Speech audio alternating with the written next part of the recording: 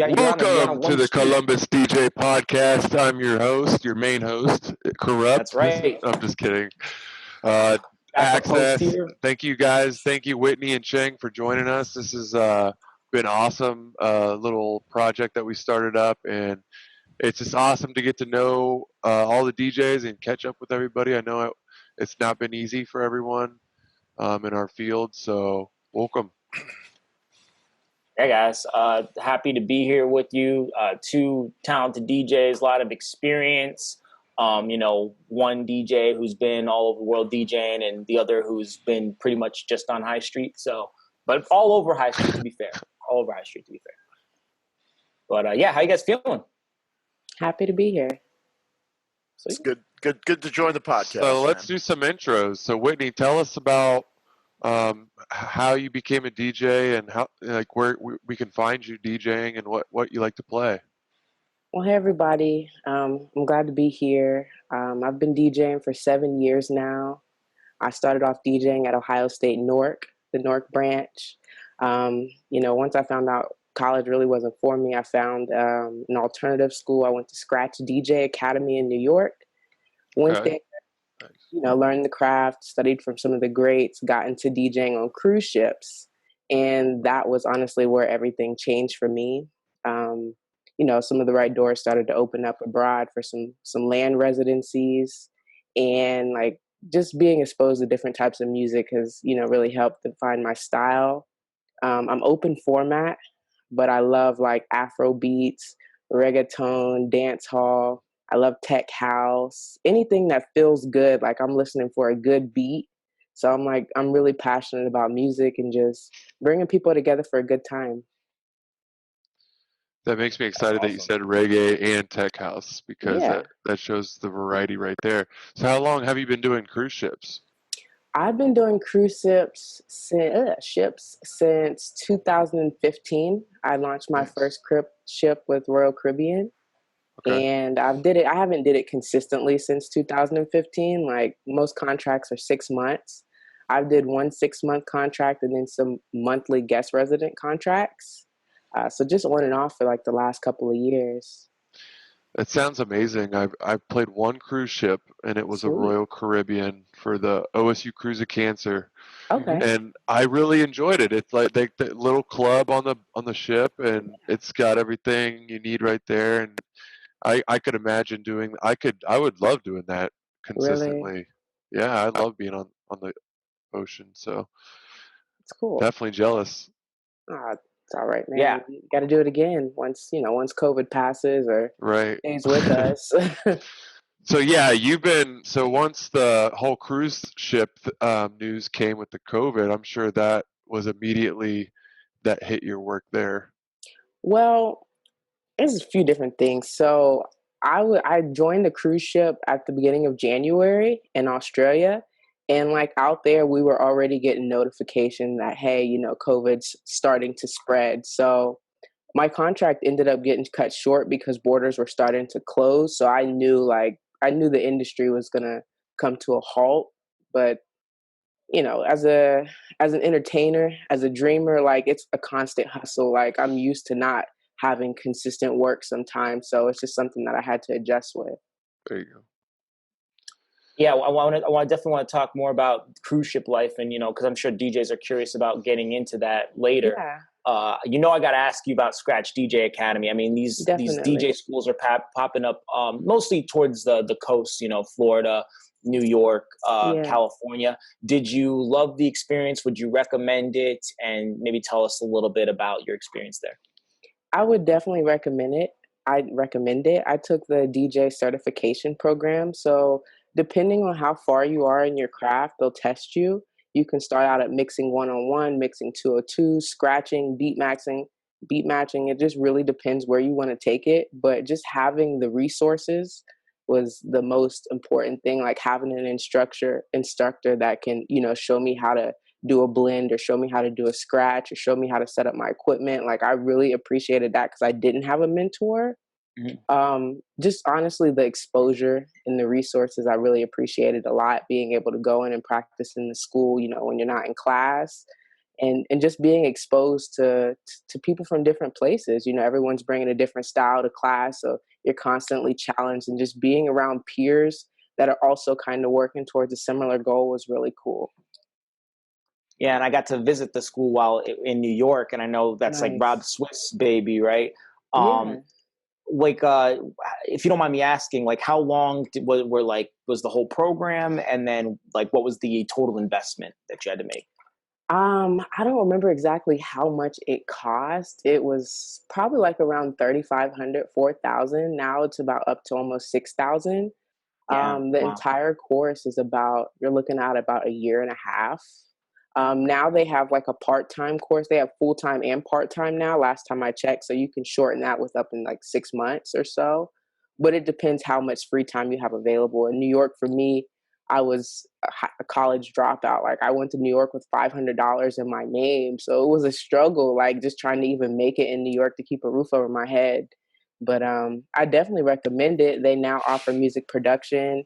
So that's something I would just like to go take a private one-on-one lesson just to kind of learn more about it. But it's a great school. Yeah, it'll be interesting to see like how that kind of goes in the future. I would love to teach or open a school one day, but it seems like you got to be really, really established and kind of in a bigger city. James, do you have any more follow-up questions for Whit, or are you ready to hear from Chang? Well, no, first of all, I could definitely see you as like a DJ instructor at a school, Mike. You should definitely. But it sounds really cool because, not just DJs that have a mentor, a lot of the times they get stuck finding their own creative ways to make things work in their own style. So I feel like maybe like you said, you had a lot of different influences and people helping you.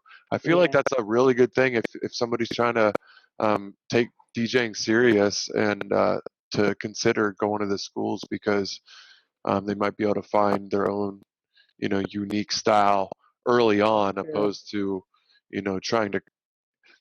A lot of the times what I see is like a DJ will learn from one other DJ, and you're stuck trying to fill those shoes, Mm-hmm. But yeah, so Chang, it's good to see you, my friend. It's been a long time. Why don't you introduce yourself and tell everybody how you used to be the ultimate promoter? What's up, guys? I'm Chang, for those who don't know me. Well, musically, I started off actually not in the DJ world. I was a classically trained violinist and clarinet player, so that's kind of how I got my start musically. In terms of what is probably relevant to most people in this podcast, I came to Columbus in 2009 as a student at Ohio State University, and I started working down at Lodge Bar, and they had me bartending. They had me promoting and playing some music, and with a mixture of all those, combined with I started doing some house parties on just because I wasn't really afforded a lot of opportunities to play. Just first of all, I wasn't really prepared for Columbus's scene. I had moved in from Toronto, where for the most part everybody's playing electronic, a lot of trance, a lot of techno, and that was not what this city was like in 2009. Right. If you got, for guys, you guys have been playing as long as I have, and you've seen how much this city has evolved, and across the country in terms of genre, where electronic is now a dance, in all of its forms, is now a predominant part of now top 40 radio. Yes. So it wasn't like that in 2009. Give credit where credit due. A lot of people hate on David Guetta or Calvin Harris, but those were the guys that really, allowed dance music to really hit the pop streams, and that's why we were afforded the opportunities we are today. So I kind of had to evolve from being a pure electronic guy to open format and learning some other genres, and I ended up on Park Street after Lodge Bar closed, and James was crushing the Park Street Saloon, and I was over at Park Street Patio, and mostly I spent my time promoting while I was doing that, because it actually made more money than DJing, so it made more sense. And between there and here and there, I would play. Did some events with you, James. I remember doing New Year's Eve with you, and then some stuff over at the Long Street Sugar. Oh yeah. With Paul, Mike. That's where I started to meet you as well. Mm-hmm. Yep. That's where I think Mike discovered how seriously I take DJing when he would find me playing StarCraft instead of actually DJing. So I'd be no. Yeah, so I'd be playing Alt Tab between Serato and freaking StarCraft. So yes, I took my craft very seriously back then. But eventually, my heart was with Ohio State, and I was doing a lot of events with Greek Life there. It kind of helped that I was one of the first people on campus to invest in relatively good speakers. And once you do that, this goes to show you, there are probably a plethora of people who are much more talented and quite frankly gave more of a shit about being a good DJ than I was, but I had louder speakers and I had cooler lights, and therefore the party was more fun. And I'm going to be full admit that. There's a visual element where it, and sonic element that made it so that it was more fun being at the parties. Now, I wasn't so terrible that it was unacceptably bad, but that's just kind of how it went. Picked up a residency over at, obviously, with the A&R Creative Group with Midway. Also played at Big Bar for a bit. And that's when I kind of just swayed and stayed on campus because I basically was doing Midway all the time, campus stuff, and just doing a lot of private events. So that's kind of my DJ story. And then today here, did some stuff in the electronic music world with MBFP. You're asking about festivals. The last festivals I did basically were Lost Lands, and that was where I was TMing for a Cali.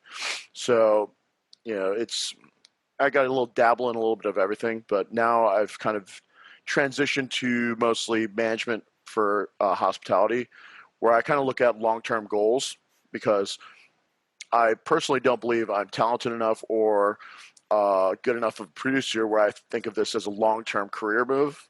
So I evolved into things where I can still utilize the skill set I have and do something that has long-term or longevity to it, so to speak. So you got to do all that because you had some nice speakers, is what That's I got. No, but we joke about it's funny to laugh about, but I actually believe in that. There are infinitely better DJs in Columbus, I'm sure, that I don't know of or who are better than me that haven't been booked nearly as often as me.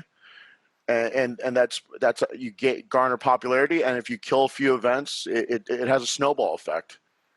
Right. Chang, you used to tell a story where it was you and your party on one side, and I think you had your speakers at like 10%, just kind of being like respectful because there was a party on the other side of the street. They tried to turn up to 10, and then I'll let you tell the rest of the story. Oh yeah, that was the original Woodfest. Go back and if you go on YouTube and you see the police brigade go through, pepper spray everybody and the horses and everything. So it was supposed to be a casual party, and I had a relatively nice system. At that time, 4 powered tops with 2 subs, like legit subs. 18s was pretty big deal. The guy across the street, I think, had some like Behringer 10-inch tops, and I was trying to be pretty cool about it. Just play so that both police, could enjoy their music, and the guy kept on cranking and cranking. I'm like, okay, well, I can hear their music over mine. Everyone's like, yo, turn it up. I'm like, all right, I'll turn it up just a little bit, and turned it kind of a, for lack of better terms, measuring dicks competition. And well, he turned his up to 11, and then I started seeing smoke over there, and I was like, okay, I win, crank. And then that turned the party up a little bit more, and so instead of it being a 4-house party, the entire street filled up, and then eventually CPD had to clear the streets. Sounds about right, man. Yeah. So. Well, look, I didn't know you that well as a DJ at first. I know this, though. You were a great promoter. You were very well connected. And maybe it was with the Greek life. Maybe it was because you were playing on campus. But you always had a way with staying connected, and you were a good promoter, which led to more and more opportunities for you. So, I know that you are being humble about your DJ skills, but you had a really good whole package going, or you still do as a DJ. A lot of those things are required to be a DJ or whatever. If you're tour managing now, you're not going to tour manage if you don't have the experience in the industry. You know what I'm saying? So you're doing all that stuff that you did got you to where you're at now, and I think there's something to be respected there. I mean, you could say the same for yourself too, James, in that you approach this with and everybody here, you had a sense of not just, hey, I'm going to be a great DJ, but you had individual lanes. Whitney, you talked about going to an academy to prove your skill set, to be great and have certifications. Mike, you got into gear videos. You were doing mobile. You had all these things. There was Corruption Productions at one point in time, James, where you had a promo team that was bigger than mine. I was just very centrally focused on Ohio State and Greek life because that's what my friends were at. So, I think it speaks volumes to everybody's success in the room is that it wasn't just about DJing. It was about understanding the complete business process of making yourselves a sellable product. Right. No, I agree. I have a follow-up question before we open it up to general questions. Chang, I even know you lived in Toronto before, and we've had a million conversations. I want to hear about the Toronto scene. I've been to one of their techno clubs up there, and I had it and I forgot the name, but it's the one with the really ridiculously large speakers everywhere. Government's closed now. Yeah. But I think that was it. The Gov was a top 20 club. I never got to play there. I was not nearly good enough, but I played some after-hour spots that, and that's where you start to kind of get into it, and that's the only way you can get a set is if you're playing like a 6 a.m. set to a bunch of people that are slightly out of their minds still, and, you play until the sun comes up, because that's when those are the gigs that are available, and you get respect from those people and you learn a little bit from them. I was also bartending at clubs there, and so I learned from the people that played there. One of the guys actually that I learned a lot from was Louis Lavella and George Anthony through this group of bars called Filthy McNasties. Louis is now with Imagine Music Festival. He's their I think their marketing director. So it's you learn over there. There's a lot more There was a lot more electronic just because a lot more Europeans. I think just general Toronto is a much more international city. And so the European influence, Western. It's massive too, right? It is. Huge. Yeah. I don't know the exact population, but I mean, I wouldn't feel any different than New York City in terms of denseness. Sure. Have you got to play in front of any celebrities, Whitney, on the ships? I don't know. Like if you just guys, random guy. Know. Go ahead. Sorry. DJ Irie. Oh yeah. Oh yeah. I love Irie.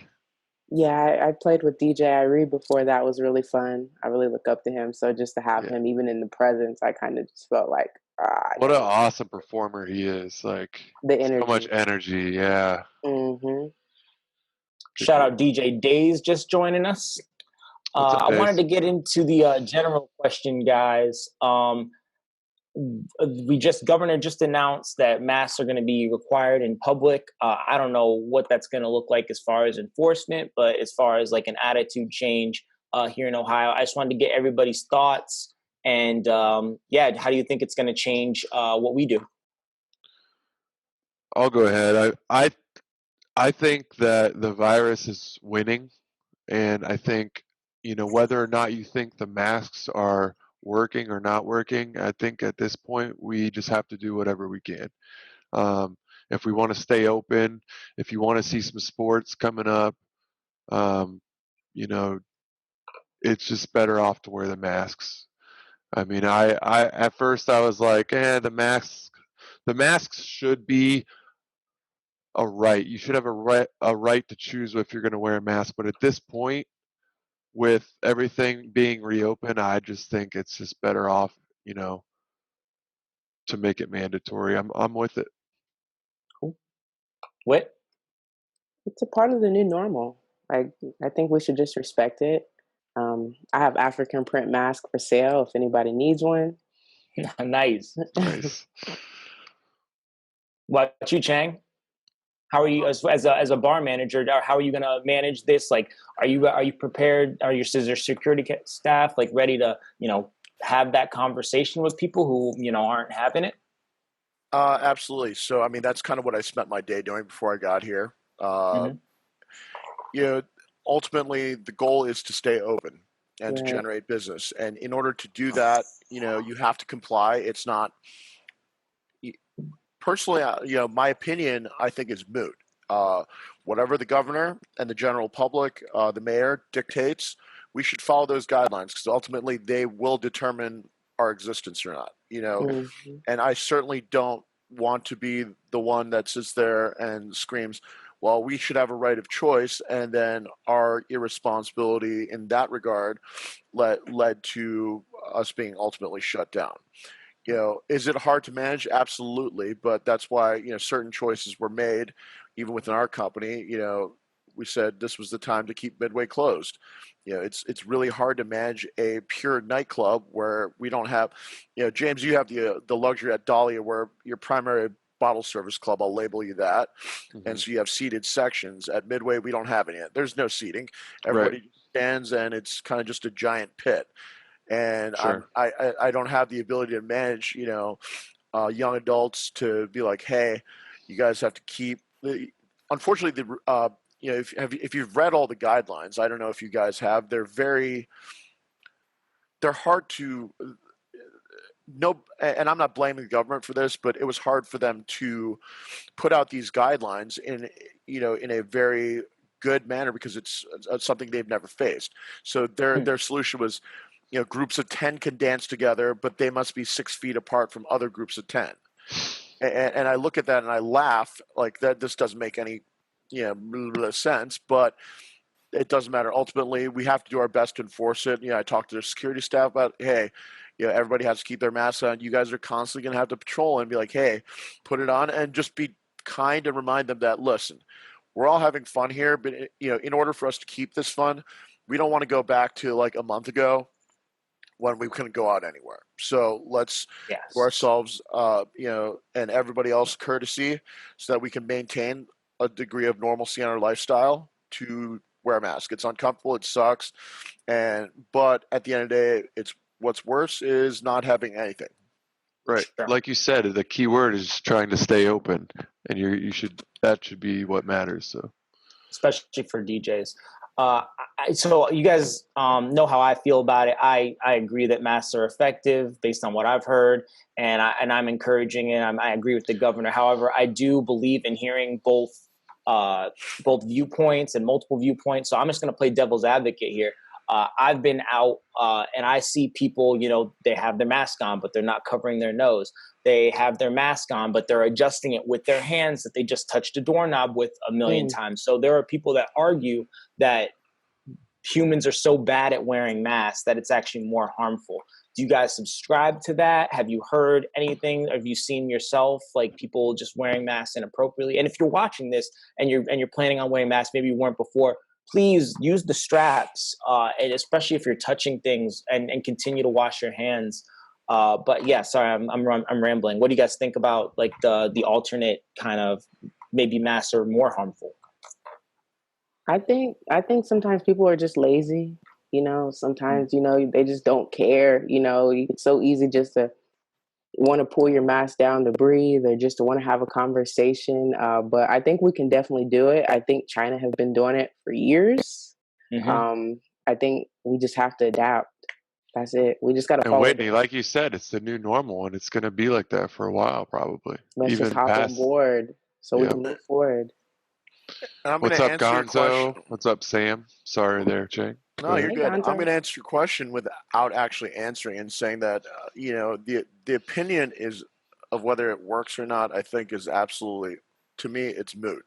If the governor orders it and we want to stay open, then we follow it. Yes. And we do our best to have as much, you want to like you reiterated what I said earlier, the goal is to stay open and to conduct business. So Yes. we will do whatever we can to do that and to get as much business as possible. And that to me is my guiding principle. Yes, that may be a little bit not in the public health as my primary focus, but my duty is also to employees and my employer, like from a fiduciary sense, to get them as much money as possible. So the argument of whether or not it works or not, to me, is not an important argument. It's if the governor says so, the mayor says so, then I'm going to follow that to the best of my abilities. Yeah, man, That's it, man. It's fun. It's interesting to hear your take, since you're an actual bar manager. But I would just say this: like, there's the people that I went and got lunch today, and I walked in and I was wearing a mask, and then some of the people in the line to get food were not wearing a mask, and one of the people without the mask kind of not rolled their eyes at me, but you could tell were like, and it's just kind of like, look, if you don't want to wear a mask, just stay home. Mm-hmm. At the end, like, it's to the point where those people, like you said, that aren't taking it serious, they will once they get the virus. Yeah. But what is that going to do? But even so, man, the mask doesn't necessarily protect you from getting it. It's more so you're not, if you have it, that you're not spreading it to other people. So again, it's a lot. Let's just hope that, these precautions go well, and that we can set an example for the rest of the country as a way to deal with this. Kind of like you were saying, with like, hey, China's been doing it. They have normal people like us, like we can handle it too. Unfortunately, I want to go straight to another heavy topic, guys. As some of you heard, another EDM producer has been accused by multiple women of sexual assault. We've had DJAXCESS, Space Jesus is the new one.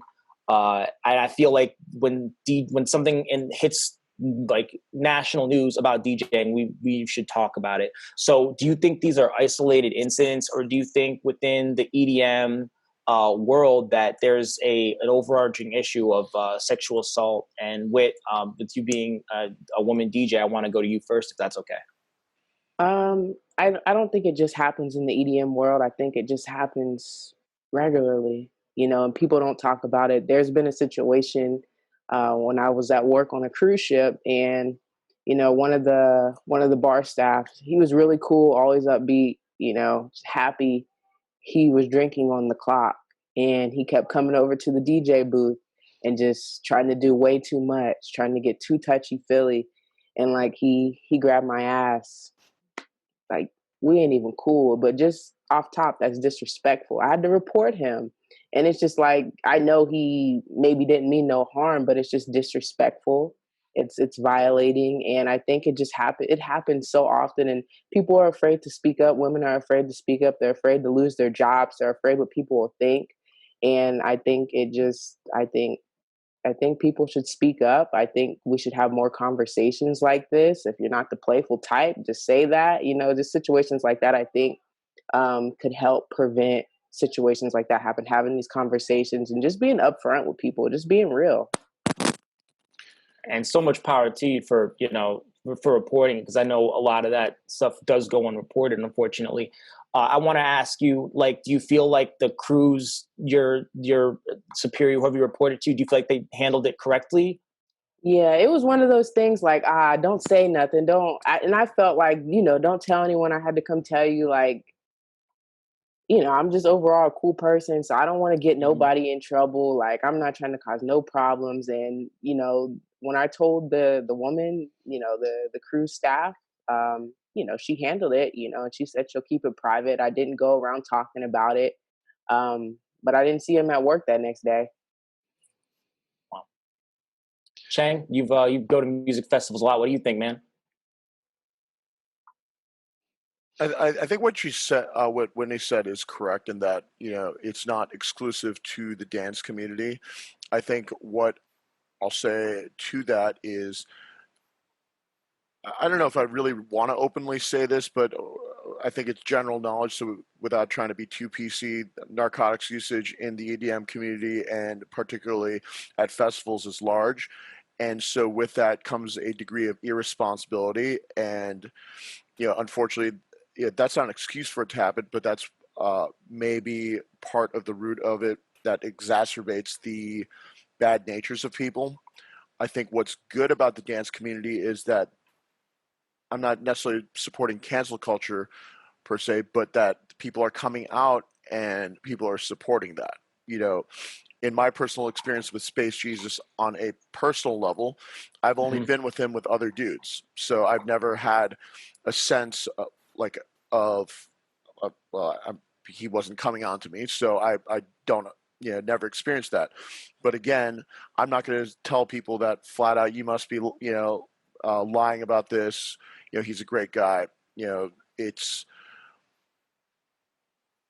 I think that the dance community is doing a good job of bringing things to light and making sure that we're getting rid of people in the community that are doing it improperly. And that's probably why we're seeing it more. And so I think that's maybe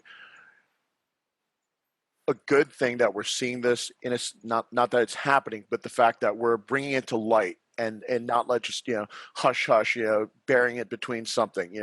Datsik was the first domino, and there's other people who aren't as prevalent as Space Jesus, and obviously there's some accusations against even one of the biggest ones of them all, Bass Nectar, that's going around. So hopefully we see that the community as a whole, from top to bottom, from the people throwing the festivals, choose not to book these types of people, management's dropping these types of people, and then the community doesn't support them. It's kind of a sad thing, when you see people like, well, I don't give a shit about, what they did. I still like their music. I'm like, come on, guys, there's got to be a point where we do that. So, I mean, the only recent thing I could see that was close to that was like R. Kelly. I haven't played an R. Kelly song since the documentary came out. So I think this is my answer to that, I guess, overall, is just that this is progress, that we're doing this, and that we're eliminating some of the crap in the industry. I'm sure it's still prevalent all across the board, but I don't think it's necessarily any more prevalent than in society as a whole. Yep. James? I'll just be quick because I think Chang hit it on the nail, or the nail on the head there. But like Whitney said, it's not just the electronic industry, but let's talk about the electronic industry with this situation. From my experience, a lot of these guys that we bring in can be cocky at times, and maybe they feel entitled to certain things. I think that that's a problem, and I think just not being respectful,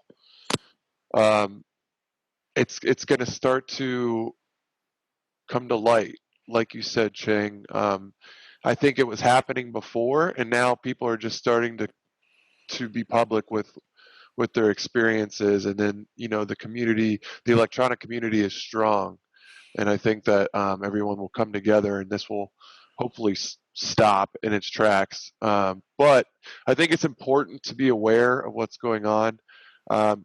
It is disappointing because you want to like somebody's music and their art, but you just, I can't listen to Datsik anymore, and I can't listen to Space Jesus because I'm going to think about that person as a person.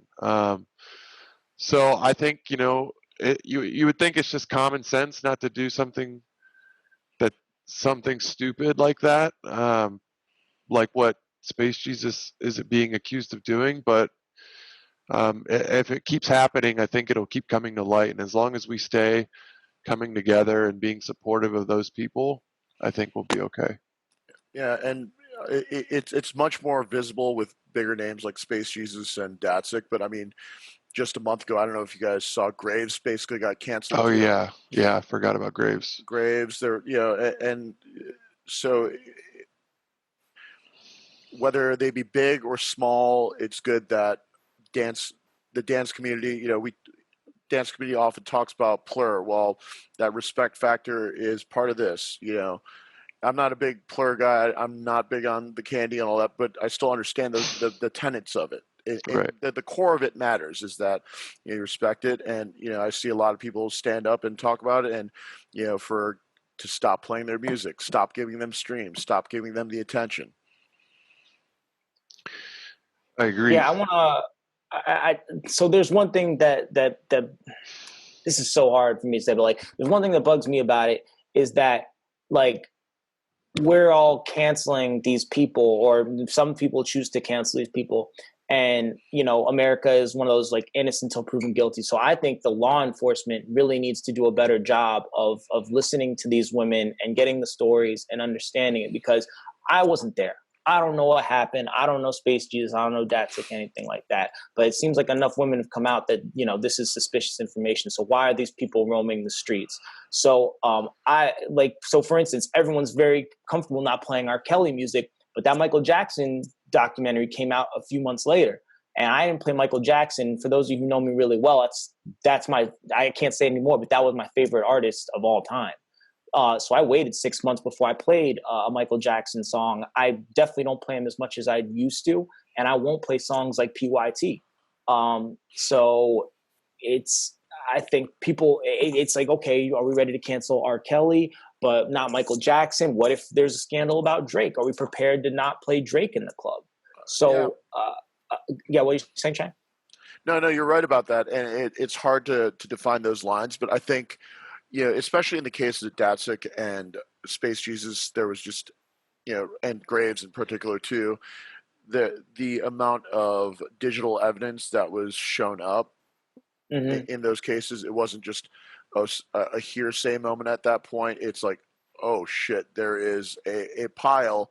And then in addition to that, the responses, I mean, let's not get ourselves here. Oh my gosh, his response was awful. Space Jesus, that AMA might have been the worst thing I've ever, I mean, it's fitting for 2020. Yeah. Another thing. And Bryson saw that? Oh man. Bryson immediately took to him like, I was like, all right. Bryson already hated him, so yeah. And good for him for that, and speaking up on that. On a different I want to say one thing, Corrupt, just kind of while we're here. And I think when talking about this, I think we got to say, hey, what do we do as DJs to help, right? And one thing that I heard about last year, I don't know how long this has been around, but it's asking for Angela. So I think as DJs, and if we can get like people like Petey, Chang, your staff, guys at Seesaw to understand that if someone comes up and says, hey, I'm looking for Angela, that could be a signal that a female or anyone feels uncomfortable. So I think that's something that we need as DJs, we need to listen up for and have a plan that if someone asks us for Angela, that we know what to do. Because we can talk about this all we want, but we want also to kind of educate the DJ community on, hey, this is how we help. Go ahead, Chang. And I think that's, this is a great platform, to talk about that sort of thing where, you have a lot of DJs tuning in and also guests on here to be like, remind us that that is a thing that we should be looking out for and promoting. Because, we all ultimately within one degree of separation know each other, like across the Columbus DJs, especially the ones that regularly play out in clubs. There aren't that many of us ultimately that are playing out all the time, and we should have that cognizantly in our brain, and along with that, our management staffs to understand that, to make the dance floor a safe place for everybody. Agree. Sure. This podcast is great. That's what I'm saying. This podcast, man. Mike, I was going to ask you about your Joey. I caught Joey in the gym today, and he said that you got a new live stream set up, and he said he was really excited to come over Tuesday. So I wanted to give Joey a shout out. Yeah, man. Kenobi came over. He helped me put up the TV. So I now have a video studio, which I'm in here now. This is not my living room. I have a green screen. Obviously. Bro, you fooled me. Damn.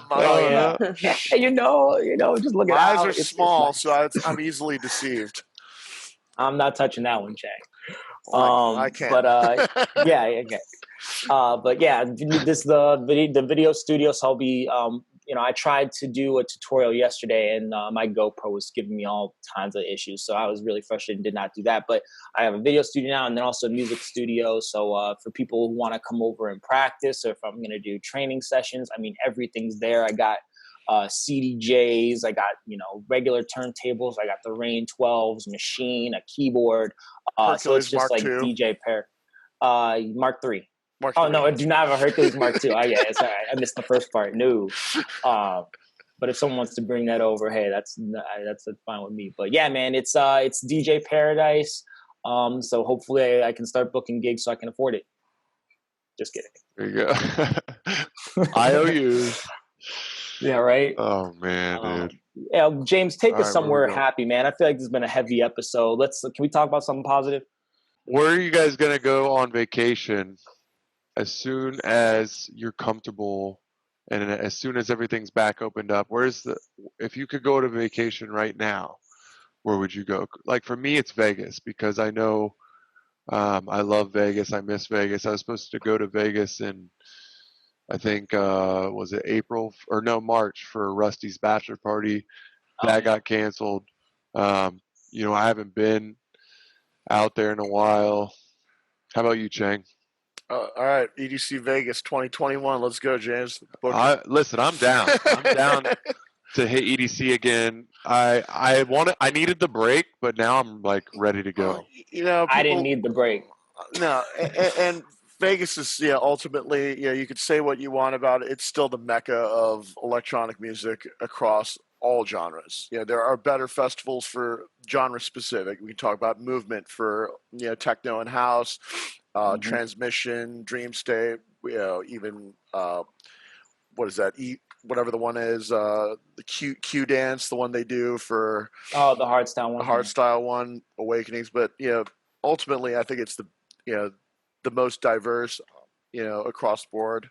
Obviously, Lost Lands is the mecca of bass music here in Columbus, Ohio. Yeah. How about you, Whitney? Jamaica. Oh, I've never been. Me either. I'm ready. That sounds nice. I just went to where was I at? St. Bart's. Nice. That was pretty good. That was the most island type of place I've been so far. That's a vibe. It's definitely a vibe. It's like it's like 1 minute you're like in a neighborhood where everyone's speaking Spanish, and then over here it's French. That's and I'm cool. I can't speak. I can speak a little Spanish, but I'm trying to figure out what's going on. But I'm gonna get the Rosetta Stone and I'm gonna learn some French, because it seems like a fun hey man, Duolingo. I really like Duolingo. It's free. It's something that you can do every morning for 5-10 minutes, and I've been doing it. I want to say like 2 years. I had a streak of like 465 going before I lost it. And I would say you're not gonna be fluent very quickly. It's not the fastest way. It's probably not the best way to learn a language. But as far as like something you can do 5 minutes a day to learn a language, I really, really enjoy it. And to answer your question, Miami's my favorite city in the world, dude. I love Ultra. I don't think it's the best music festival, but just being able to like do Ultra during the day and then have the after party scene, and then just Miami in general, just being an amazing city, like for food and just culture in general is just. And I have family down there. Like it's. I can't wait to get back there, but I want to stay kind of on the traveling thing, because you've been not only traveling places, but you DJ like all over the world. So I want to know where you've been, and then for each country, I want to know like what genre hits the hardest, because I think that's kind of a cool thing to know. Like, hey, if we ever end up in these places, we can at least rely on house or reggaeton or whatever. So. First off, my favorite country that I've ever lived in and performed in, first residency abroad would be in Doha, Qatar. Do you guys know where that is? Nope. Yes. Okay, so it's I didn't know where it was either. You got the world behind you. You can kind of point at it. right over there in the peninsula. It's a Middle Eastern country. It's located right next to Saudi Arabia in Dubai. And I went there for a 6-month residency at a hotel and a bar. and that went so well. I ended up staying for 2 years, and there I got exposed to Afro beats. Like, a lot of my friends are from South Africa, Sudan, Nigeria. Shout out to my husband. And I just fell in love with African music, like whether if it's South African, Nigerian, Kenyan, like just the grooves, the vibe, like Afro house, like all that. Like, that's like, if you go to Doha, Qatar, or even Dubai, like you can get away with playing like a solid Afro beat set. So I'm talking Davido, I'm talking Wizkid, I'm talking techno, all those Afrobeat artists. You could even, Drake, he's getting into Afrobeat, so you can even throw some stuff into that. But Afrobeats, it's hot out there. We need more of that here. I'm here. It's coming. Yeah. It's coming big time. It is coming. The reggaeton is already big here. Yeah. It's big, yeah. When I think of reggaeton, I think of Miami. So I think of Mike. Like, when I think of reggaeton, like the energy, the culture. They love it.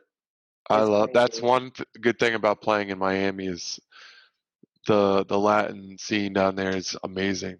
Mm-hmm. Other than that, any other countries you want to touch on? So that's been like my solid land residency. Outside of that, like with traveling on the cruise ships, I've been to you name it, England, Amsterdam, Morocco, Mexico.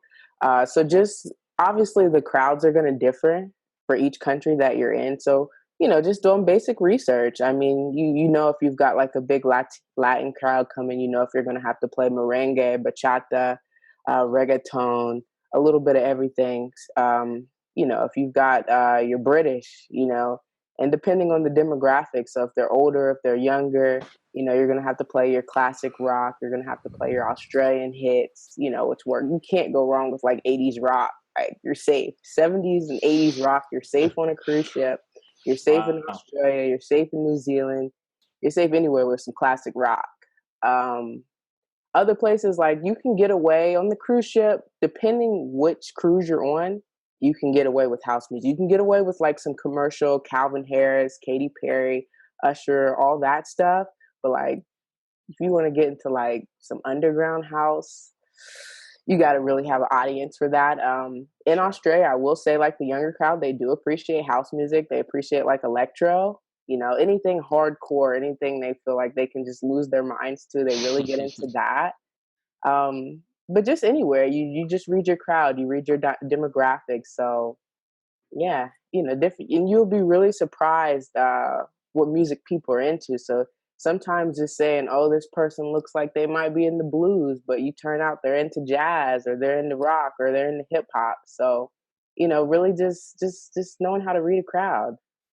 So actually, I'm going to hijack this real quick. A question for you. How large of a library do you have to carry? Because I was just listening to that. I'm like, Jesus H. That's open format, baby.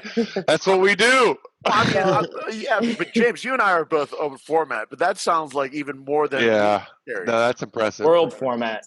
Definitely. I can't tell you number wise, but I mean, just make sure your crates are on port. You want to have your 70s disco, you want to have your 80s, your classic rock, your dance party, your 90s set. You want to have your country set. You want to have your different categories of Latin, and you want to have your fun family feel good hip hop, nothing too hardcore, nothing gangster or ratchet. I can't tell you like thousands of songs, but you want to have some solid crates. As long as your crates are good, you can survive. And that speaks to right now, we have such a movement amongst DJs to do away with the laptops per se, and we, and whatnot. But it goes to show you in stuff like that, for anybody watching that's thinking about it, in order to do the job that she does, you can't do it on freaking USB sticks. You just can't do it, man. Hey, man, grab a 256 gig. I'll show you how to do that. Oh, yeah. You want to sit there on that jog wheel? Click. Listen, you lost me at country set, okay? I'm just saying, that's just me. I don't got the country. I love the country. There's some good ones out there. There's some really good ones out there. We'll talk about that. People know those line dances, but my mom would be disappointed, right? She's watching the podcast right now. She loves country, so. Oh, sweet! You got to throw some country out there for her. Oh man! If she comes to the Dahlia, I got her. Yes, Mike. Wait, you mentioned doing your research. So I know Shazam and Spotify have like the U.S. top 50, the Colombia top 50, you know, the Canada top 50. Would you find that's like the most effective way to do your research, or did you have like other like secret places that you find like what's hot and where? I mean, Google's no secret. Google's no secret. I mean, you can, for me, like how I stay up to date with charts, like I follow DJs from like radio stations in other countries, and I might just go to their website to see like what their top songs are. Other than that, Google, you know, Spotify, finding their playlists that are already put together, and just I take my time and I listen. I'm beat driven, so I mean, it might be a popular song, but if like the beat's not there, I won't play it unless I have to. I'm gonna plug in my laptop real quick. Yeah, it's okay. We'll go to Chang. Chang, I wanted to know, you used to be part of that mashup duo where you were kind of producing, and you had a brilliant singer with you, and the name was also brilliant. It was Siren and Song being your last name. Talk about that, man, because I think there's some DJs who want to do more projects with singers, and it was live, and I think it's really cool that you did that. Yeah, I think it's just, you know, super talented. Her name's Cassie, and I wanted to try different things because at a certain point, again, it's about limitations. I consider myself a very mediocre DJ in reality, and how do I make a performance more exciting? You know, you can only add so many more lights. You can only get so much louder. What can you do to make it more fun and entertaining? And that was you know, an avenue of experimentation, of trying to do things that was different to try and stand out. You know, unfortunately, it's hard to coordinate, you know, that if you're not really spending, like, again, when you're playing all the time and you're doing a day job, it's hard to sit there and dedicate to that. And I always looked at, you know, what can you monetize out of it in that, you know, in that process to make it work. But I kind of got in that route because it's like, it's definitely something different. It's just like, you know, adding percussionists. And I think that goes to show you, you know, I'll speak, let's say, on a particular artist like Illenium right now, blowing up. I think his DJ sets are personally trash. But, and this is this is a guy who gets booked for $100,000 headlines festivals. But then when he does his live sets where you have Dabin on guitar, Said the Sky on piano, and Day on the drums, and you add, and I think in the last one it was, I forget her name, was on the vocals, the girl that sings Crawl Out of Love. But, you know, when you have all those elements, it becomes much more of an interactive performance and just makes it more than just a guy pushing buttons, which is like the general accusation we get against us all the time.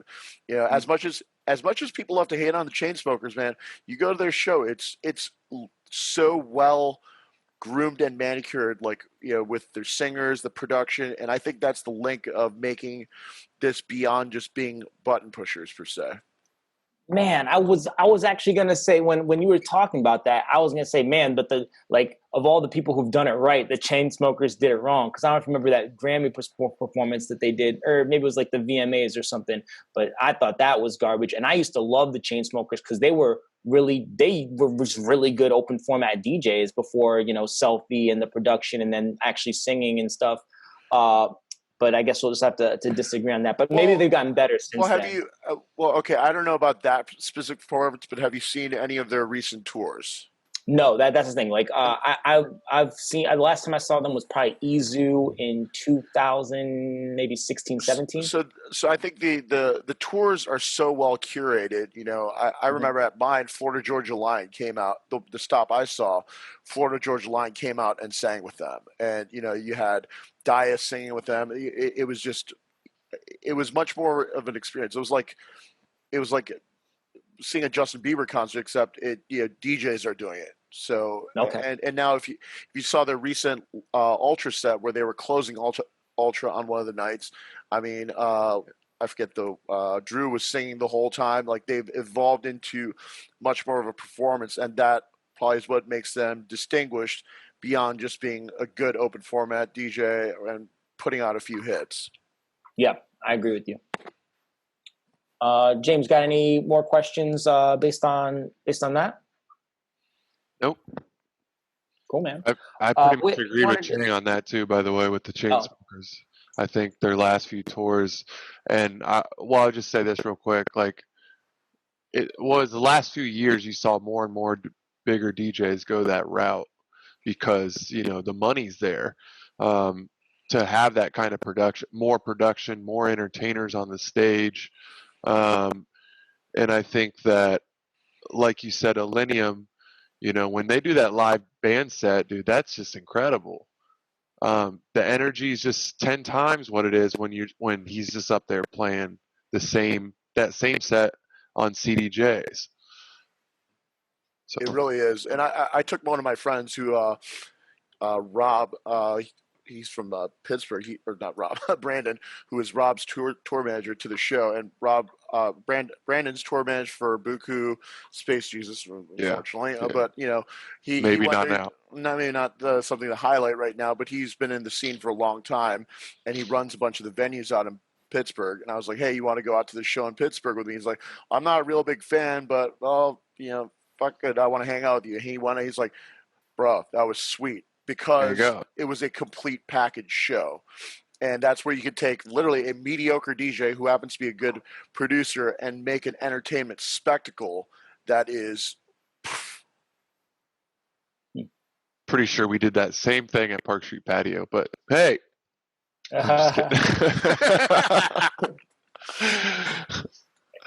Whit, I want to come back to you, and I have another question. If you don't want to talk too much about this, but you just went through a name change. I think, you know, maybe around year 3 of DJs, you kind of start to understand who you are, and, you know, maybe you're not saying this happened with you, but maybe your brand kind of has evolved into something different than your DJ name. I was wondering what kind of went into your thought process in changing your name. We talked about it a little in the pre-show. And then was there a financial cost to changing all your promo material, to changing your website, everything like that? Or has it been a fairly simple move? I won't say it's been a simple move. I think a name change is very personal. I don't just look at DJing as just like a career. I think it's a part of my purpose. It's a part of my passion. And it's just one of the many things that I'm able to do to share my gift with people. Like, everything I try to do, I try to be a blessing to others. And DJ with Taylor, that name came like when I was in the early stages of DJing. Like, I was hustling, just trying to get it, like, you know, sleeping on couches, like couch surfing, just taking risk. And I was trying to get in clubs, and like, I wouldn't say I didn't know who I was, but last year I got married. I realized I didn't like to be in the club late all the time. I realized that I want to focus more on special events, day parties, private events, celebrity stuff. And I also speak in schools, so that's something that I'm tying into DJing. So it's been a transition, and I'm just honestly just, you know, making the most of it. I'm still getting all my promo stuff worked out, but I have my website up. It's a work in progress. I'm doing everything on my own, most of the stuff. I have a graphic designer that I work with that I met on Facebook. So whenever I need a change, you know, I send it to him, just give him a little time, he'll get it together. So it's nothing. Just take it day by day. Like, one thing I've learned is just like to stop trying to compare myself to others, because it makes me feel like I'm in a rush. I'm in a rush to try to get somewhere that might not even be for me. So just taking it day by day, and, you know, it costs to change your website. It costs to, you know, protect your logo, and, you know, it's an investment, just like anything. It'll cost a couple of $100s, but hey, that'll be worth it 10 years from now, you know, when you want to, you know, do partnerships and stuff like that. Comparison is the thief of joy. One of my favorite quotes. Great. Don't know who said it, but I love it. I want to ask you one more question, and then I want to go to James for his favorite segment. But I feel like every podcast that has like a woman DJ on, they always ask some like lame, like token question. I don't want to do that. I just want to ask, like, is there anything that you want to say to women DJs who might be watching on like now or on YouTube? I don't want to ask you like a question, but like, you know, just is there anything you want to say to them? I would love to say thanks for helping me out. I would love to give DJ Dana a shout out. I would love to give DJ Brickhouse a shout out. The other female DJs that I've come across in my journey have been nothing but helpful. You know, we share tips, we share gigs. You know, if someone has a media platform, they'll interview you. Whatever we can do to help, you know, whether it's just the ear to listen, to give feedback. So shout out to the female DJs. Much love and respect. Perfect. James, show and tell, buddy. All right, Chang and Whitney. So this is just a little off-topic subject we like to do. It's fun. It's called show and tell. You might have something around the house that you can show off to everybody. It could be related, DJ related. It could be non-DJ related. Just something special to you. I know, Chang, you got a bunch of goodies in there. So maybe we'll let you go first. Be mindful, Chang. What you got? Oh, yeah, Mike's a little nervous. All right, I'll just start with what's right in front of me. All right. Okay. This is my, oh, man. It's a Nerf He went with a small one. It's not a Nerf gun. Weapon is safe, just so you guys know. So this is my usual carry sidearm. Is that a laser there? No, that's a flashlight. Okay, gotcha. So it's a Glock 19, very customized with a Zev slide, Zev Tech barrel, Trijicon night sights, and I have the Zev Fulcrum trigger, a Salient Arms mag funnel. I like carrying this just because it's reliable. You know, at the end of the day, you know, I'm a big 2A guy, and that's not to say I'm big on Second Amendments because I'm a far right gun nut, which is often attributable to being a Second Amendment guy. I think there's two tenets of what we as Americans have as opportunities to change, to give progressive change, and that's a very relevant topic today. One is the ability to vote, you know, to make change, and the other is, if voting doesn't work, to ultimately overthrow or fight back against the government. I'm not suggesting a revolt here, and I'm not trying to promote that, but I'm saying that those are the two things available for us. And this November we're going to be faced with a very important vote, I think, and we're afforded that. And in light of recent actions, whether you agree with them or not, there were some actions from our government that seriously put me in a position where I had to question whether or not I would be in a position where I would have to, not say revolt, but basically point in the direction of, let's say, a National Guard officer. Fair enough. We've had many conversations kind of talking about that, Chang. We agree on some things, we disagree on others. But I will say that, man, you are one really awesome person to have a conversation with, political or otherwise. You listen, you hear people out, and I learn a lot from you about topics that I like, the Second Amendment and how gun control. We've had that conversation, and you actually changed my mind on that. So I just hope that more people will have like just legitimate conversations and then hear people out, because I think someone who can have their mind changed is something that we need in this world, unfortunately, right now. And there is a middle ground for people, and I think that's important in all things. I'm a Second Amendment guy, and I believe in firearms, but I also believe in gun control. It's not, the two things are not mutually exclusive. Right. If I'm a raging lunatic, I should not possess one of these. If I'm irresponsible, then I should not possess one of these. So right. I'm for background checks. I'm for all those things. I have suppressors. I have the ability to purchase automatics. But, that's because I've passed every background check. I go through a lot of them to do that. It's good that we do that, and there is a middle ground for us, and that's, I think part of the hope for us as people is just that we don't have to be on extreme sides one way or the other. Just save me a spot in your house if the revolution comes, all right? I got you, bro. Whitney, all right, that's our first gun show and tell, though. I like it. That's good. Whitney, what you got for us? Give me 15 seconds. Okay. Ooh, this is my excitement. I got 15 seconds. Mike showing off in the living room. Yeah. How we doing in the chat here? Okay. You got anyone? Oh, no. Network error. My friends. Network error. Okay, good. We're still live. Yeah.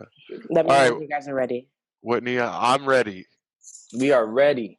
I know you guys aren't expecting this, and it's Uh-oh. in society, it's not as cool as a gun, but it means everything to me.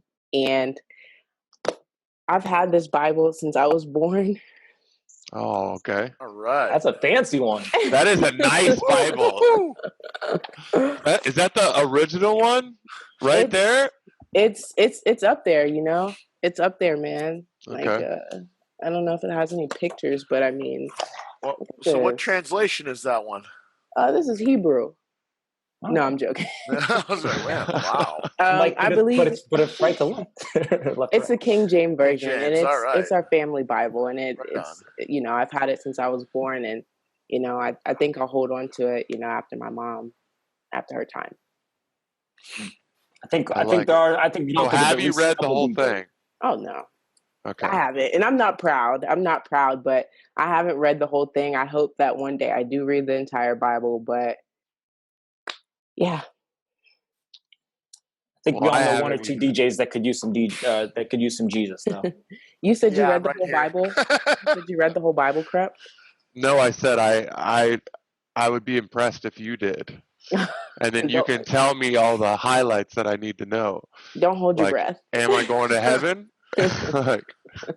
Just watch the movie The 10 Commandments, brother. The highlights are all there. James, I'll save you a seat where we're both headed. Look, No. I'll be honest. VIP pass down there. I feel bad I feel bad for animals and not humans. Does that mean I'm going to hell? I don't know. See, look at my cat. I feel bad. He's probably looking for me right now. But no, that's awesome. That's two very different show and tells, and I love it. Cause I think that's the best show and tell we've had, James. Yeah, I agree. That was the most. That's what. All right, what you got for us, Mike? Yeah. You know, we got to go to tips for listeners. You guys have both seen the podcast before. You know how important this segment is to me. I say it every time. If you're watching and you want to be on the show, be prepared for this. Because he will judge you. I think that's what it's out. Yeah. I'll make you go a little bit more in depth if it's something that we've already heard, or you know, something that we don't think is going to be helpful for the community. But something that DJs haven't heard before, and let's go to Chang. Your tips for DJs. Oh shit! So you're putting this on me, the guy that takes his sets so seriously. You have a lot of knowledge to share, man. Experience and knowledge, man. All right. What have you seen go wrong? All right. Well, actually, I'll frame this from a different perspective for those listening. So I get to operate. I'm an operator now, more so than I am a DJ. And what I've learned over time is, you know, it's important that, especially in the club setting, I think, and even in wedding scene, or wherever it is, we as DJs are hired to do a specific task. In particular, unless we are touring artists where people come in to pay a ticket to see you particularly play and put out art, ultimately, and I hate to say it this way because a lot of people will disagree, what we do is a job more so than it is art, even though it is an expression of art. You know, if we say paint a house red, don't paint the Mona Lisa. And so for DJs, understand what you are doing in the venue you're playing. And I heard a lot of those same things in what you said, Whitney, when you said you're traveling around the world, you were constantly reading rooms and adjusting to make sure that you were accommodating artists. You know, you might want to play, more cool underground house stuff, but, necessarily out of the necessity of the job, you are playing to what the job requirements are. And I think that's important for us to know because it's so easy for us to get engulfed in the art and play what we like. And oftentimes I see DJs get so hyped in playing what they want to play and you just look out at the room and you're going, what the are you doing? And, keep that in mind. And then number two, I think we, oftentimes get DJs often get embroiled in thinking about impressing other DJs. And for the most part, I don't think that's important. We joke about the DJ change songs. Well, I play for the audience out there. I don't play for any DJ out there. And I've never cared what any other DJ has, unless it's a serious, a serious show where I have to open and I have to do a specific task. Like I knew I was gonna call you out on that. Okay, I know one show. Okay, yeah, I took the Armin set seriously, but that's different. But that's a specific thing I have to do. But otherwise, listen, if DJs are critiquing you while you're playing about something you're doing and whatnot, and you're still killing the room, their opinion to me is ultimately irrelevant, because at the end of the day, they're in the audience because they're not booked. Guys, you're booked, and people are, if you're able to kill the floor, those guys for the most part are just bitter because they don't have shit to do on Friday, Saturday night. So, think about your audience and think about your employers and put that forward more so than thinking about being super artistic. Obviously, express who you are as a DJ. Don't lose that sense of your individuality and creativity that defines who you are as a set, but also realize that it is a job, and ultimately the job is to satisfy whoever is paying you and the people on that dance floor. I'll take this, Mike. I think that's a good one. We've had different spins on people, talking about playing to the room and not burning the room or burning open headliners, or pushing the crowd too much on what you want to play. But I think the way you said it is, it is still a job. The DJ respect thing is like a whole side thing, right? It's not as important. You said it's not as important as completing your job correctly and entertaining the people who are there to be entertained. So I think there's a lot there that is spot on. I like it too. Whitney, what you got for us? My biggest piece of advice would have to be trust your journey. Trust your journey. Don't give up, and be prepared, because your dreams are going to come true. You just have to make sure you're ready. I like what it. What do you think? Listen. I'm gonna push you. I haven't push you a little bit, James. Okay. I've been nice. I've been nice. Keep going with that whole trust your journey part, because you'll have Mike if you do that. Trust your journey. I mean, go ahead. What do you think DJs can do to remain true to themselves? You're saying trust your journey. I'm assuming you mean be true to yourself, kind of make your own path. What do you do to ensure that you are on the right path, or that you're being good to yourself, or self-care, or kind of just describe how you follow that in that tip? I set goals. Mm-hmm. I make a vision board. Mm-hmm. I'm cautious of who I surround myself with. I pour into myself. I say positive affirmations. I say my prayers, and I get to work. And I mean, I think that's the best thing you can do. I think that's how you stay on track. And it happened for me. Honestly, trust your journey. It's going to be hard. I remember working at not Waffle House, but the other pancake house in New York. Taking the bus. I remember I lived in Long Island, and I had to take 2 trains to get home, and I was walking in the dark. I wanted to give up. The shit sucked. And I remember I had to move back home 3-4 times, before stuff started to pick up. And it's just I know it's going to come. I didn't know from what direction, and how I ended up getting my first gig. I met somebody off the street that I just asked for help. And he's like, "Hey, I'm going to connect you with my boy in Miami." I had no clue who this man was or who he was about to connect me to. But, just being ready, just not being afraid to ask for help, and just trusting. I knew I was going to come across somebody that could help me, and I didn't give up. I wasn't afraid to just say, "Hey, can you listen to my mix? I'm trying to get somewhere." And just be ready. You got to trust yourself, because it's not going to be easy. It's not going to be a cakewalk. It's gonna be days where you just want to cry and just not go on, but you have to. See, James, little follow-up question, and we got set goals. We got have a vision board. We got ask for help. I mean, those are some solid tips that I can get on. I'll be honest; those are both of your guys' points are 2 of the best I've heard, and we're how many episodes in? So 13. Yeah, shout out to you, Chang. Shout out to you, Whitney, man. You're way more optimistic now. I'm like, this shit's... I appreciate your story, though. I'm learning, I'm learning from the inside. you know? I got 2 more questions and then we can wrap this thing up.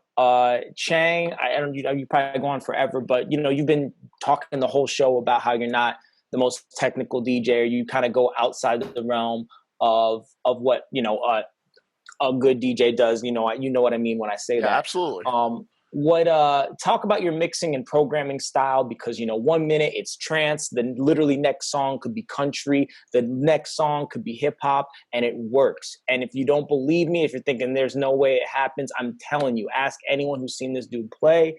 It works. Talk about that, man. I mean, honestly, that's just, I wish I could explain it to you better, other than it's a lot about talking about reading the room, and also just understand the psychology of your audience. People, everybody's ADD as crap these days, and that's probably why trance as a genre is kind of dying, is because nobody wants to hear a 5-minute build and a 5-minute breakdown for 1 minute of a drop. So I'm constantly trying to keep people stimulated. Change is the ultimate stimuli, and just have confidence sometimes that throw a track down. Sometimes I play some shit where it does get busted, but at the end of the day, we all do. But have the confidence that you can regain the room, and then also understand that part of that process came about because James alluded to this earlier, not burning out a crowd. I've played I'm going to argue that I'm pretty sure I played the longest set out of all of you guys here at 21 hours. Ooh. That beats me. And that's 21 consecutive hours. So, if you want to keep people going for that long, sans any stimuli other than music, you have to be able to bring them up, bring them down. Because, at the end of the day, all right, James, you're relatively in shape. I'm not. Mike, you're in shape as well. I'm getting there. So imagine trying to dance for 21 hours straight full tilt. You just can't do it. So I had to find different ways to bring people up and down and still keep them interested and read the room, and then just have confidence to play tracks that don't, like a traditional person might say, that doesn't make sense. Like, are you really going to drop Jai Wolf's Indian Summer in the middle of a crowd of college kids that were just headbanging 20 seconds ago? A good song. I don't know. But have trust that it is a good song and that it will ultimately go off, So tell me this. Who's in front of you for 21 hours and where are you at? That's game day. So game day, we open at 5 a.m. and we close at 2 a.m. All right. So it's that long. And word of advice: either have break tracks ready or be prepared to play Eric Prince's Opus, because that gives you about 10 minutes to run to the pisser and back. How are you eating? Who's bringing you food? People going on runs? I gotta eat. So I keep snacks in the booth. I keep like a 30 rack of Diet Mountain Dew with me. Ooh, nice. All jokes aside, also game day at OSU, and we joke about how I stick on High Street. I've played other places, but I love High Street and I love campus because campus kids are very in tune with new music. They're very, very malleable to music. They're up on trends really quick. I mean, right now, how quickly people adopt music now through freaking TikTok, not just Spotify. It's incredible the rate at which people learn stuff. And, a crowd and it's constantly evolving. I have never played so much headbanging music than I have since Lost Lands, and that evolution in sets. So, just constantly adapting to that, and then just throwing stuff into your sets, and just having the confidence to be like, trust the process, kind of like what you were saying there, Whitney. I believe that this will work, and look at the crowd and make it work. I have a question, and yes. Maybe this could be for all you guys. So what's the scene like on High Street? Like, what's the crowd into? Go ahead, Chang. Okay, well, the OSU campus, it is heterogeneous ultimately. So you got people of all walks of life. the same people that are listening to Drake, we're in Central Ohio. We're also surrounded by cornfields. They're going to listen to Luke Combs and Luke Bryan and Florida Georgia Line, and then they're still going to like what's now considered throwback stuff, which doesn't really feel like throwback to me, but like the Killers are now throwbacks, and so is Fergie. But and you can go all the way back to Michael Jackson, Queen. They are very, very in tune with it, because also, unlike older generations, the access to music wasn't just CDs, the radio, and I don't know how far back we'll go to LPs, but now you click. Even James, when me and Mike were growing up, it's MP3s, but it's still limited. Now you can stream just about any damn song you want from anywhere, from your phone. You don't even have to have a specialized. Near free. Amazing. For damn near free. Yeah, for free, exactly, and that's incredible. And because of that access to music, access. Sorry. Hey, listen, you guys. I had to go there. You used to music was so inaccessible back then, Mike. You used to organize it in Microsoft Access, sir. That's how I got my name. That's how he got his name. Krupp got his from playing SOCOM. I remember that. Yep. Thank you for remembering that. I remember my details about my homies, but going back to that, because of that accessibility, they hear everything. So at the end of the day, the limits aren't the same as what we were before. So just being able to organize it in a structure where you ebb and flow properly, I can play anything. And I generally mean that. I could be playing rock one side. There's some stuff that's a little too inaccessible for people, but you know what? The fact that, the same people that listen to Mr. Brightside are going to be the same people that are listening to Migos, that are also going to start a mosh pit at Midway Block when I play Throwing Elbows, is like, that shows you that level of diversity. That's right. dope. And the more south you go on High Street, I'd say, the older it gets down into the shore north. It's also the same as far as younger and older crowd mixing in. A lot of people like their 70s and 80s still, even. Yeah, they do. And then you got your younger crowd that's really liking the new R&B and the new hip hop. So depending on where you're at. So, but yeah, campus is a fun challenge for sure. You guys ever ask someone what kind of music they like? What do they always say? Oh, everything. Yeah, so there it is. Or just everything but something. Everything but country. Yeah, that's what they said. I was being nice. Chang loves country. I love country. And listen, we're in Central Ohio.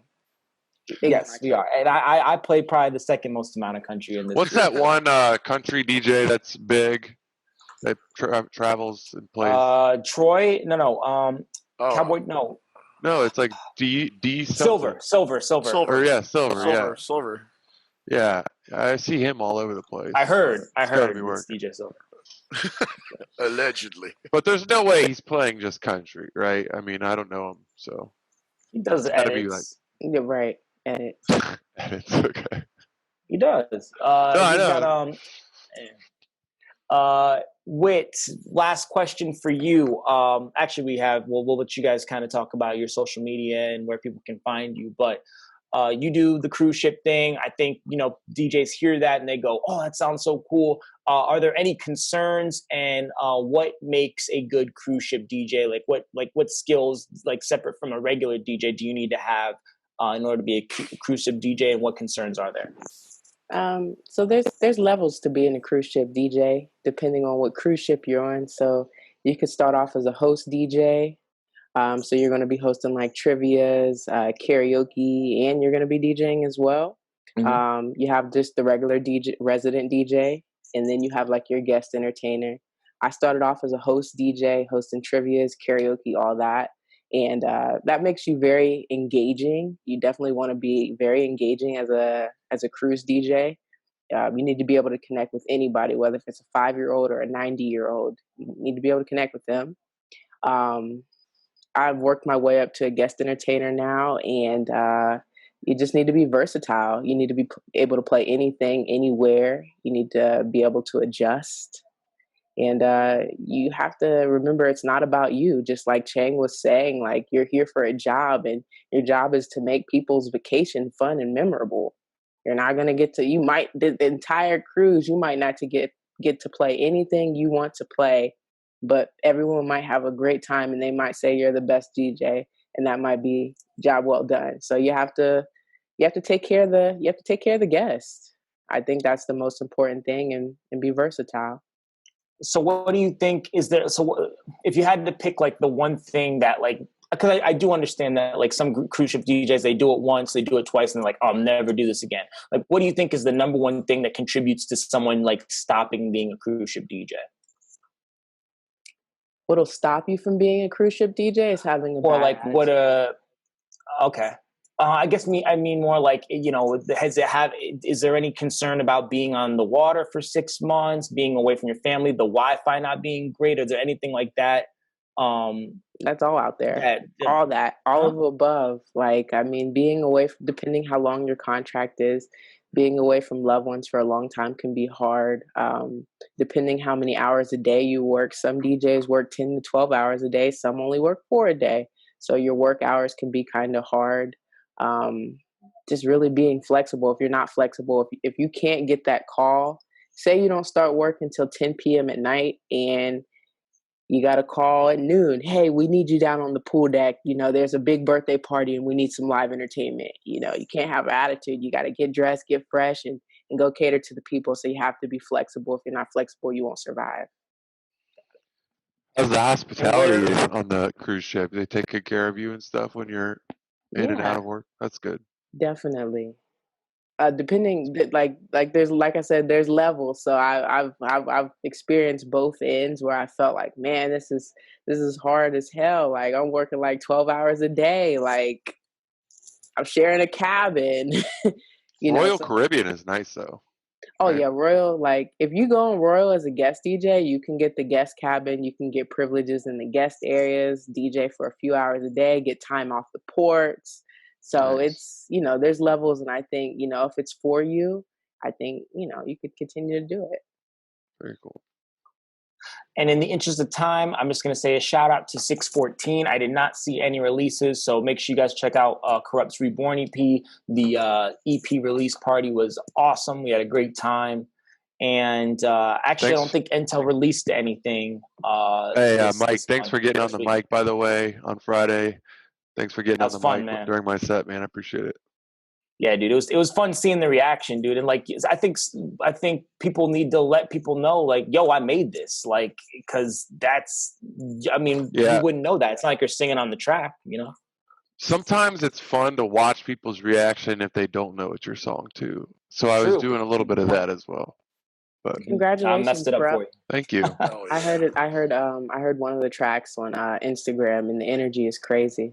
Thank you. I got it's a group called Columbus DJ Shufflers, and there's a bunch of them. They're going to do a big routine. I'm going to post that hopefully in a few days. That's cool. That song, so that'd be cool. Yeah, major shout out to the Stoof sisters. I know they're not watching this, but they're awesome.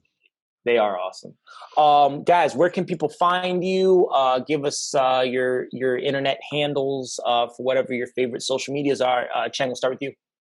Well, since I'm basically retired, I'm not going to shout that out, but I'm always on High Street, usually at Ethel or Midway. So instead of shouting that out, I'm going to shout out all the guys that work for me because they're fucking great DJ. It's great okay. DJs. Yeah, you can curse. No, honestly, and the guys who've, you know, Mike, James, I've worked with you guys for a long time, you know, back in the past. So, you know, growing up in this community with you guys, it's been awesome. So shout out to, you know, Connor Mulrooney, Mitch Wilkins, Cody Bird, and Sam Biederman, all these guys that have been with me, and they're really what makes High Street awesome. And also shout out MBFP for keeping the dance community in this city kicking, even though they're not throwing shows right now. So I'll give attention to those guys rather than me, keeping the dance, keeping music alive in the city. Well, dude, I'll tell you what, now that I know you're there, I don't know if I'd go into Midway as much anymore like I used to, but if, you know, me and Mike are ever off, man, let's go. I'll just say come on a game day when we have our new block set up for the outside in the parking lot. It's a lot of fun. And you know, nice. Game day is the one day where it's acceptable for all us old people to be on campus again. All right. Deal. Agreed. How about you, Whitney? First off, shout out to you guys, the Columbus DJ podcast, just for putting this together. I think this is so dope. I've been tuning into a few episodes and I've learned about some DJs that I didn't know, and it's really cool. This is needed and appreciated. You guys can find me on social media at Whitney Taylor Ray on Instagram. I also have a Facebook page, it's Whitney Taylor Ray.